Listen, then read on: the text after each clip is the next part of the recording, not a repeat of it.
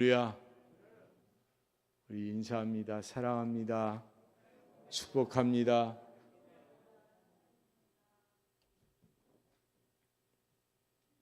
할렐루야. 강림절이 시작이 됐습니다. 감리교에서는 강림절로 합니다. 대강절도 아니고 대림절도 아니고 강림절.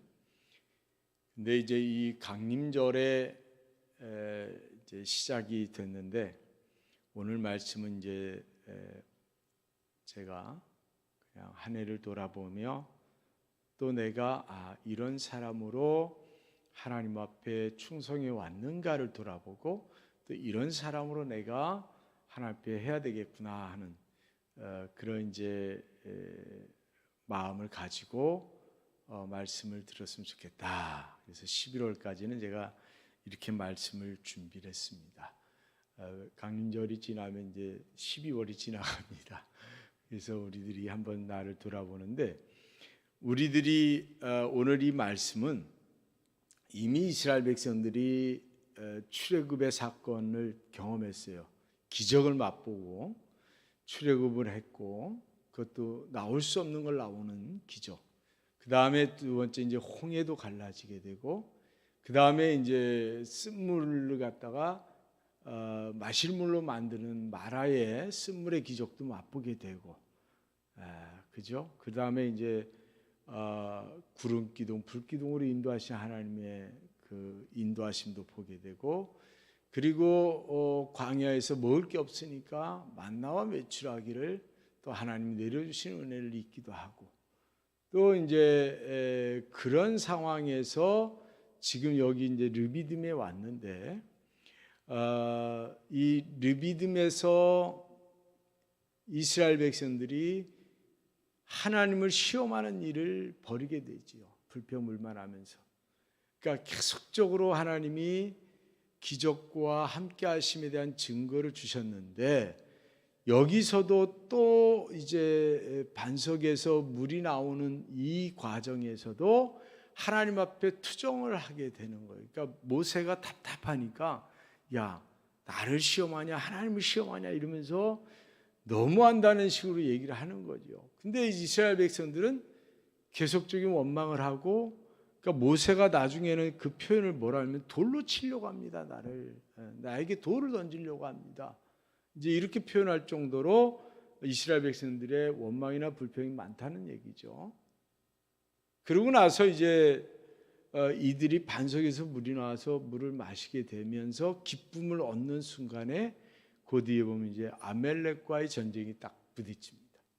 그 전의 어려움들은 본인들이 감당하면 되는 어려움들이었는데, 이제 하나님께서 이들이 하나님을 실험하니까 이제는 경고의 이런 과정이 아니라 징계 차원의 아멜렉을 딱 보내시는 거죠. 그리고 이제 아멜렉과의 전쟁을 앞에 둡니다. 다른 거는 내가 어떤 방법을 찾든지 인내하며 견디면 살 수 있는 거라면, 전쟁은 다른 거죠. 전쟁은 내 능력과 상관없이 상대의 힘에 의해서 내가 죽임을 당할 수도 있고, 또 뭐 노예가 될 수도 있고, 여러 가지의 어떤 상황적으로 직면한 어려움을 이스라엘 백성들이 겪게 되는 거죠. 그런데 오늘 이 말씀 보면 르비딤에 딱 왔는데, 르비딤에서 두 패가 되는 거죠.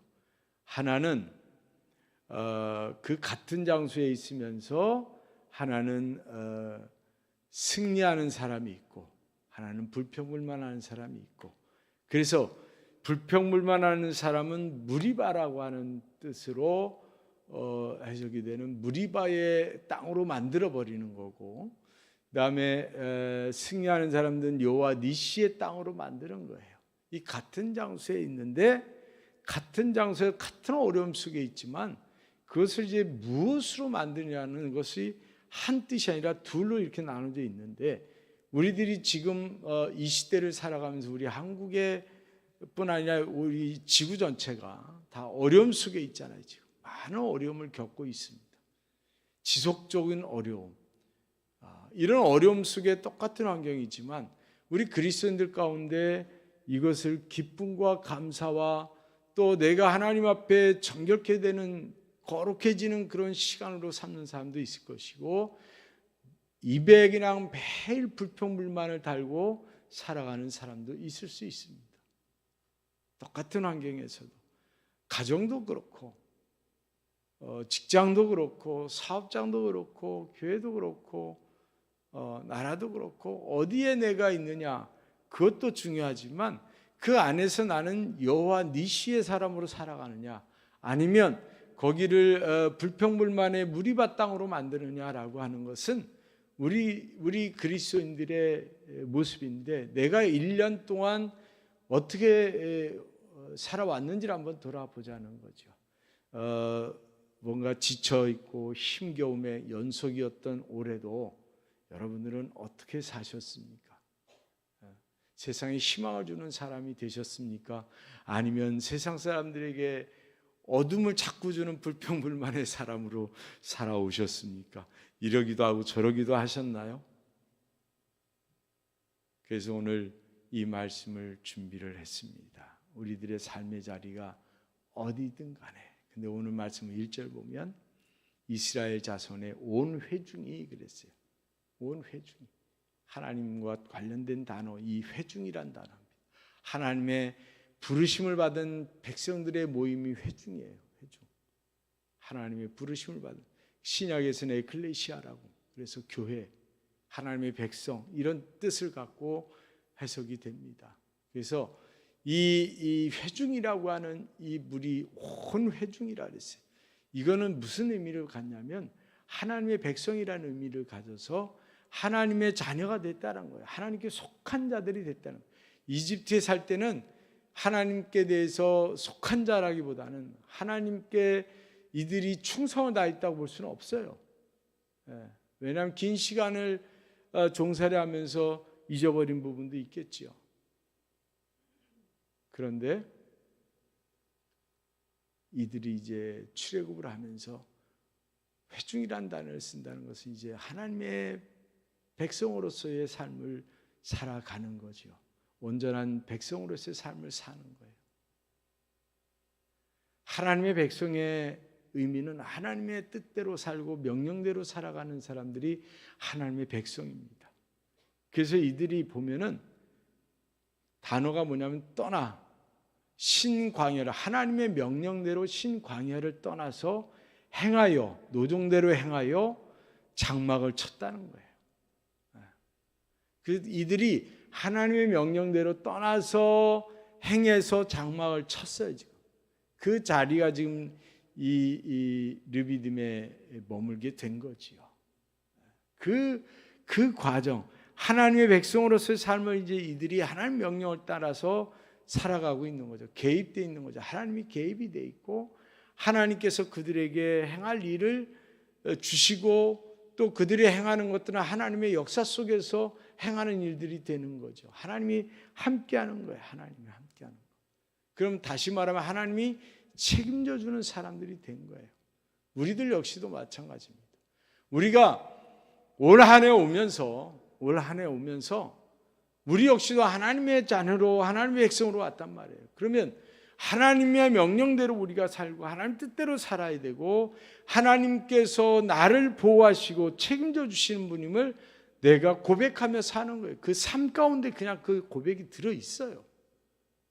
근데 우리들이 하나님의 뜻과 하나님의 명령이 아니라 내가 주체가 돼서 하나님의 뜻을 거부도 하고 또 하나님의 뜻을 내가 따르기도 하고, 그렇게 하다 보면은 내가 주체가 되는 건데 그건 하나님께 속한 자가 될 수가 없어요. 그건 하나님께 벗어난 자지요. 그건 하나님으로부터 떠난 자지요. 관계가 어떻게 됐든 간에 하나님께 속한 자가 되기가 어렵다는 거죠. 이제.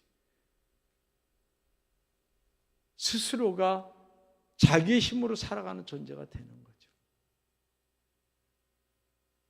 그래서 우리들이 한 해를 이렇게 돌아보면서 내가 하나님 뜻과 하나님 명령에 대해서 어떻게 우리들은 순종하며 살아가는가를 한번 보는 겁니다. 우리들이 마음에 기억해야 되는 것은 그렇게 이스라엘 백성들이 온 회중이란 단어 속에서 하나님의 백성이 됐다는 것을 이들이 고백하는 것처럼 나는 하나님의 자녀인가? 나는 하나님의 백성인가를 한번 보는 거예요. 이스라엘 백성들이 하나님의 백성이 된 것은 하나님의 백성이 6월절 어린 양의 피 때문에 하나님의 자녀가 됐습니다. 그렇죠? 문설주에 발랐던 그 어린 양의 피가 이들을 살렸고 이들을 하나님의 백성으로 살아가게 한 거예요. 우리들 역시도 어린 양의 피, 예수 그리스도의 그 심장이 터짐으로 인해서 우리가 그 피에 젖어서 우리가 하나님의 자녀가 된 거예요. 예수 그리스도가 내게 보혈을 흘려주셨기 때문에 그 보혈로 인해서 내가 하나님의 자녀가 됐습니다. 그래서 우리들이 복음성가 가운데 보혈을 지나라는 찬양이 있잖아요. 보혈을 지나 하나님 품으로, 보혈을 지나 아버지 품으로 한 걸음씩 나아가네. 이런 것들이 그 보혈이라고 하는 것이 그냥 단어 보혈로 여러분이 그냥 가사로 그냥 지나가는 게 아니라 그 보혈이 예수님의 심장이라고 하는 것에서, 생명이라고 하는 것에서 그 보혈을 지나서 하나님 품으로 가는 게 얼마나 소중하고 귀한 것인지를 우리가 알아야 되는 겁니다. 우리가 올 한 해도 그 보혈을 지나서 하나님 품으로 나아가는 삶을 산 거예요. 올 한 해도. 올 한 해도 그렇게 우리가 살아간 거예요. 그렇게 살아간 우리들이 보혈이라고 하는 것에 대해서 내가 얼마나 느끼고 깨닫고 살았는가를 돌아보는 거죠. 내가 하나님의 자녀라고 하는 것에서 나는 얼마나 이 광야 길에서, 광야 같은 길에서 나는 어떻게 살았는가, 주님을 얼마나 찬양하며 동행하는 삶으로 내가 살았는가, 늘 나를 구름기둥 불기둥으로 인도하신 그 하나님의 은혜, 홍해와 같은 일을 만났을 때 나를 건너게 하시는 하나님의 그 기적 같은 은혜를 내가 맛보고 살았는데, 올 한 해도 내가 순간순간 하나님의 타치하심과 하나님께서 내게 지혜를 주셔서 이거를 이렇게 걸어왔는데 나는 어떤 발자취를 갖고 살았는가를 보는 거죠. 여러분이 직면한 문제들이 여러분의 문제라고 생각하지만 하나님은 하나님의 백성이고 하나님의 자녀이기 때문에 하나님의 문제로 인식을 하신다는 거예요. 그래서 하나님이 책임지시고 그것을 해결해 주시는 거예요. 그러니까 이스라엘 백성들에게 하나님이 기적을 보여주셨죠. 내게도 그 기적을 주신단 말이에요. 믿음에 있습니다.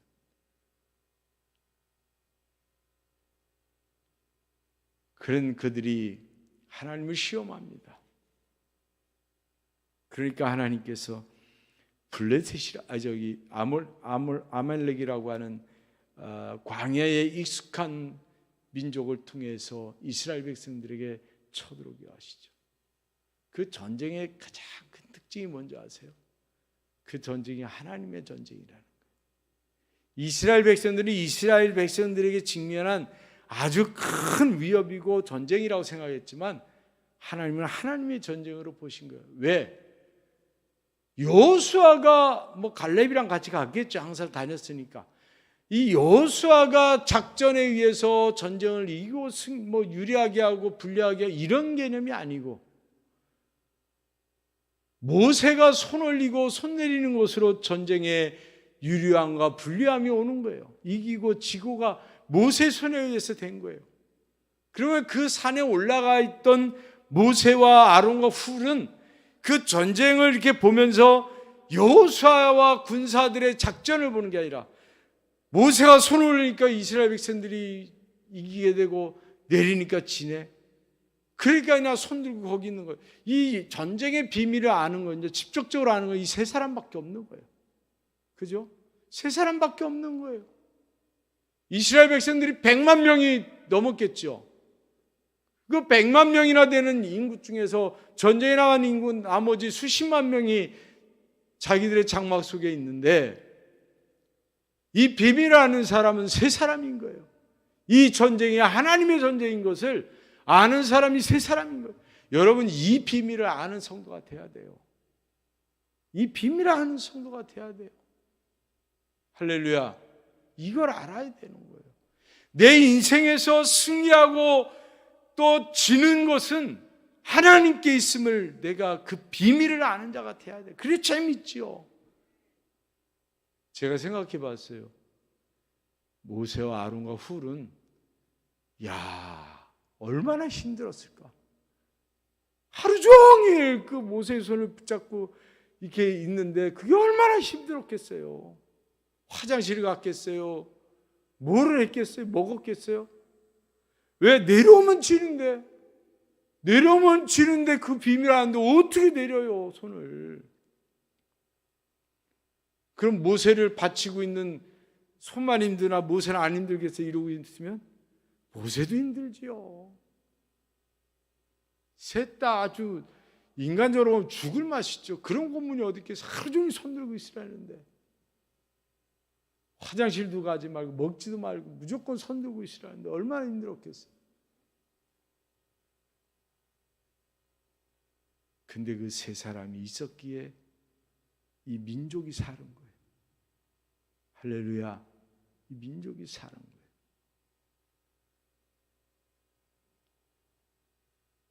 하나님과 나 사이에 문제가 생기면 아멜렉이 들어옵니다. 할렐루야.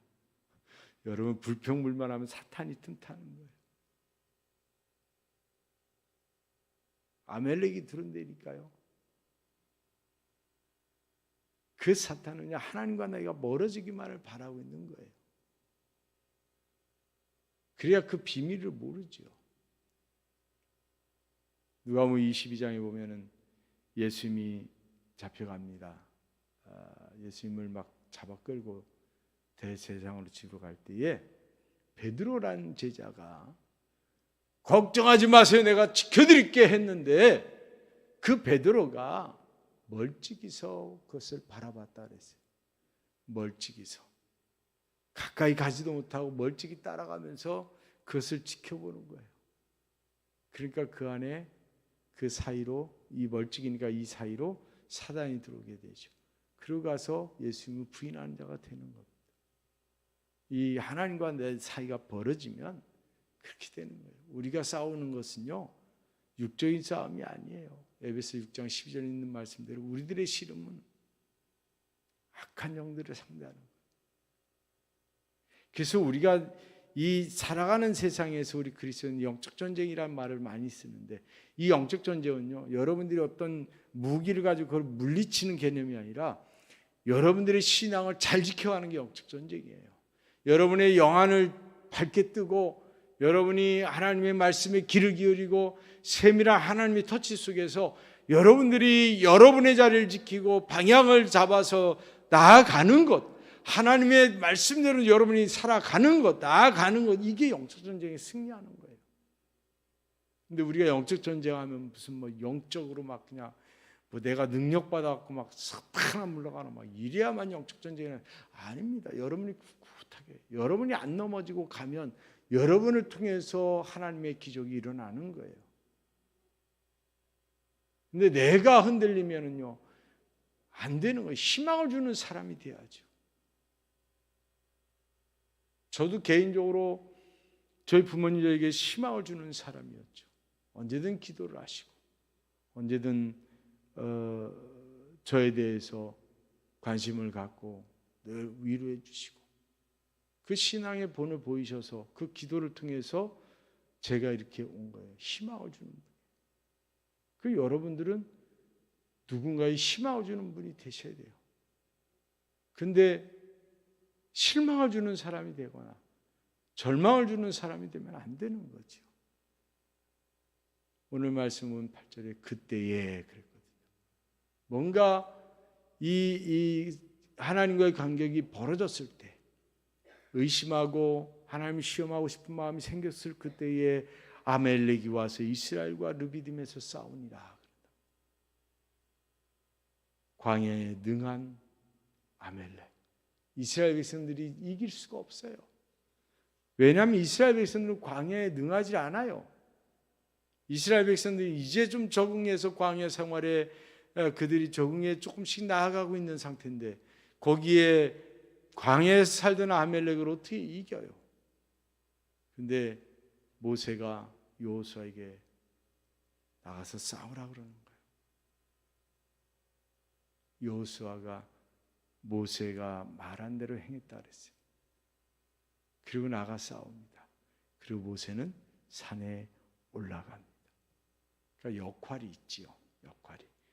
싸우러 나가는 여호수아가 있고 산을 올라가는 모세가 있는 거예요. 여호수아가 싸우러 안 나갔으면 안 되잖아요. 또 모세가 산에 안 올라가면 안 되잖아요. 역할들이 있어요. 근데 소수가 그 일을 감당한다는 거죠. 그걸 창조적 소수라고 볼 수 있어요. 창조적인 소수. 교회 안에도 그런 소수의 무리가 있습니다. 가정 안에도 한두 사람이 그 가정의 삶을 이끌어 갑니다. 미랄의 역할도 감당하고 때로는 기둥 같은 역할도 감당하고 많은 사람이 다 하지 않습니다. 희생하는 사람이 희생하는 거예요. 그런 측면에서 교회도 마찬가지입니다. 교회에 100명이 있어도 거기에 모세나 여호수아, 아론과 훌같이 이렇게 전적인 헌신하는 사람들이 많지 않아요. 100명 가운데 20명 안쪽이라고 봅니다. 통계적으로 20명 안쪽으로 봅니다. 그럼 그분들은 맨날 우리만 해야 되냐? 예, 맨날 우리만 해야 돼요. 죄송한데 그게 원리적인 거예요. 물론 더 많아지면 좋지요. 더 많아져도 그분들은 계속 하게 돼 있어요. 왜냐하면 하나님이 그렇게 주셨으니까, 그 마음을 주셨고 달란트를 주셨고 그 역할을 주셨으니까 그 일을 감당하는 거죠. 열심히 하는 분들 하지 말라 하면 시험 들어요. 오히려 그렇잖아요. 또 열심히 안 하는 분들한테 열심히 하라고 자꾸 얘기하면 시험 들어요. 그래서 그거를 뭐라고 할 게 아니고 내가 여기에 해당이 되는구나 하면 그냥 열심히 하면 되는 거예요. 모세, 아론, 훌, 여호수아, 야 니네 안 하고 우리만 하냐? 나 그 일 하고 싶은데 왜 나가 싸우라고 그래? 뭐 이런 개념이 아니잖아요. 그냥 자기가 맡은 일을, 자기가 해야 될 일을 그냥 하는 거예요. 그게 가정이 살고 교회가 사는 비결입니다. 그 사람을 통해서 하나님이 이 민족을 살리셨잖아요. 그 소수를 통해서 이스라엘 민족이 살아난 거예요. 그 소수로 인해서 우리 교회도 하나님의 나라도 확장이 되어 가는 거예요. 그런데 불평불만 원망하고 막 그렇게 되면 그런 사람만 있으면 안 되는 거죠. 그 무리가 많아도 풍족하게 하나님이 시키시는 하나님의 뜻대로 살아가는 소수가 있다는 거죠. 우리 교회 성도들은 다 그 소수가 되시기를 바랍니다. 할렐루야. 왜냐하면 저는 목사로서 욕심이 있거든요. 그래서 우리 교회 성도들은 다 하나님 나라 가면 상급 좀 막 많이 받았으면 좋겠어요. 네? 하나님 나라에 쌓아놓은 상급이 많아서 하나님이 부르실 때 기대감을 갖고 가야 되잖아요. 쌓아놓은 게 없어서 부끄러워서 야 어떻게 가냐? 그럼 뭐 지옥 가시려고요? 부끄러워서 천국을 못 갈 정도 되면 안 되잖아요. 수십 년 믿었는데 그렇잖아요.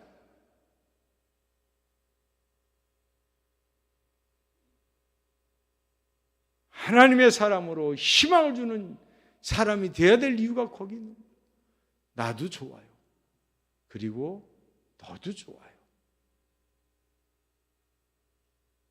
나도 좋고 나로 인해서 가정이 살고 교회가 살고 지역도 살고 직장도 살고 사업장도 살고 나라도 살고 할렐루야 그렇게 살아가는 거죠. 여러분이 가정의 희망이 되시기를 바라고 여러분의 무엇보다 자녀에게 희망이 되시기를 바라고 또 제가 부탁드리는 교회의 희망이 되시기를 주님의 이름으로 부탁드립니다.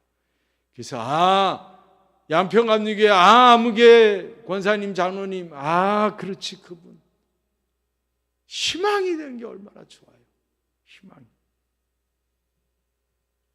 다툼의 사람이 아니라 희망을 주는 사람.